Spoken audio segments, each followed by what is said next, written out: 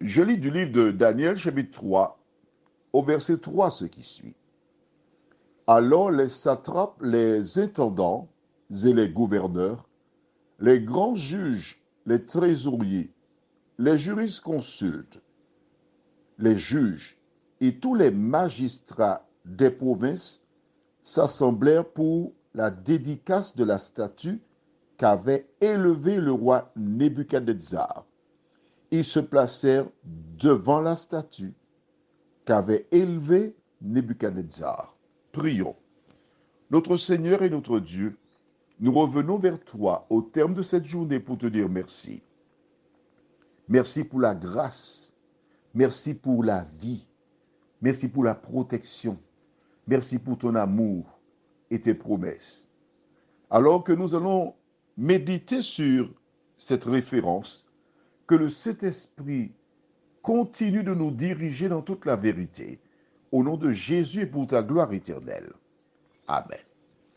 Alors, on va tout de suite passer au livre de 2 Timothée, chapitre 3, et je lirai à partir du verset 14. Porte bien attention. Ou si tu as déjà la référence, c'est bien. Je me répète, il faut toujours vérifier quand quelqu'un parle de Dieu à partir des Écritures. Si tu n'as pas la preuve dans les Écritures, il ne faut pas avancer dans cette affaire. Je lis donc 2 Timothée 3, verset 14 et suivant déclare 3.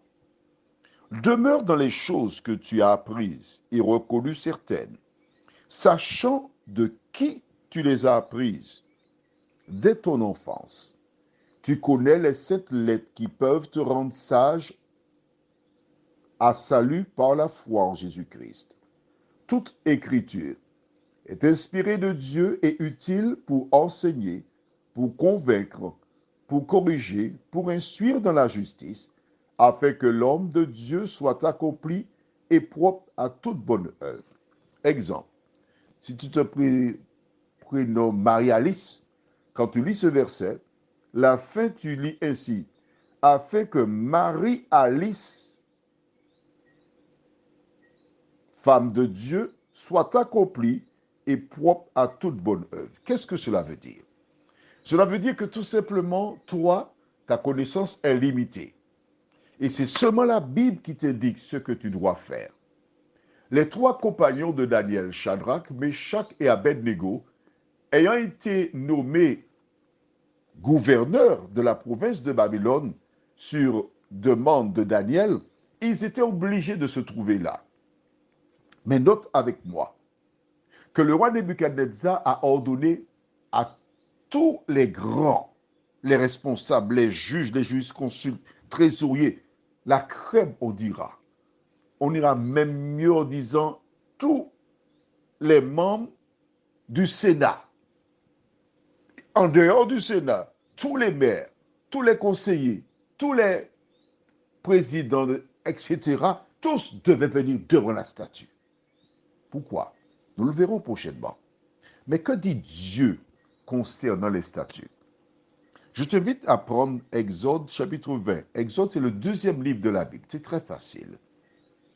Là, nous découvrirons ce que Dieu a déclaré.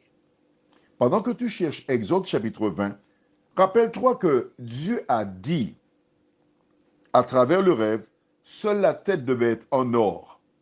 Qu'a fait Nebuchadnezzar?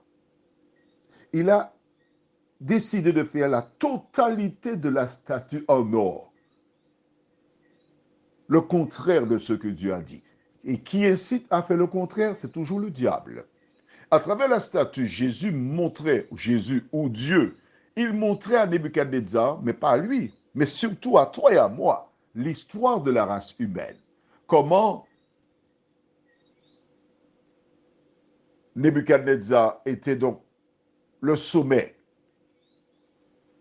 jusqu'aux orteils, les 10 orteils, en partie de fer et d'argile, qui représentent quoi?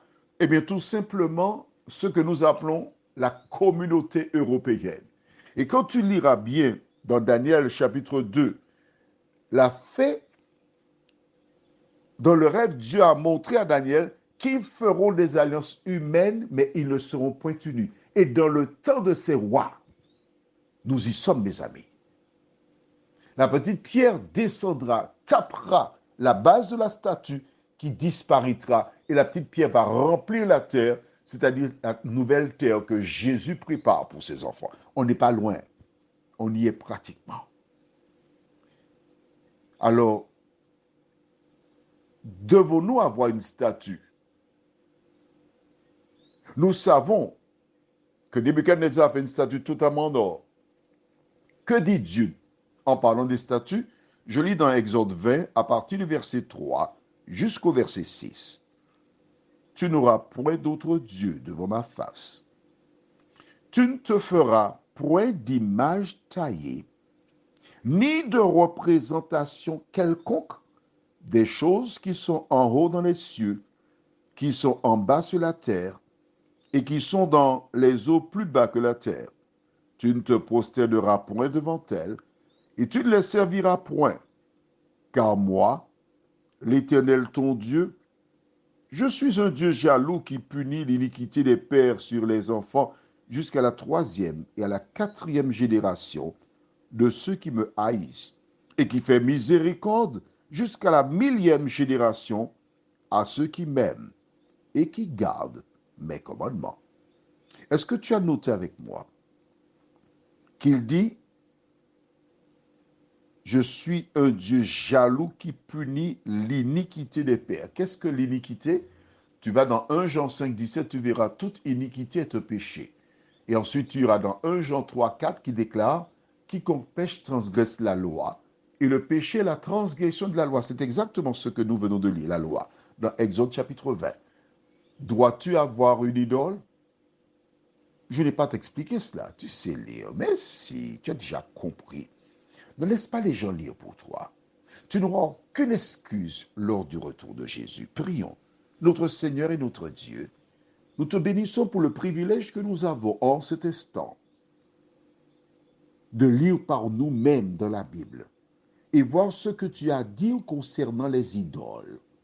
Les idoles sont parfois physiques, mais aussi il y a les idoles que nous chérissons dans nos cœurs, des personnes, des activités qui ont plus d'importance que le Créateur.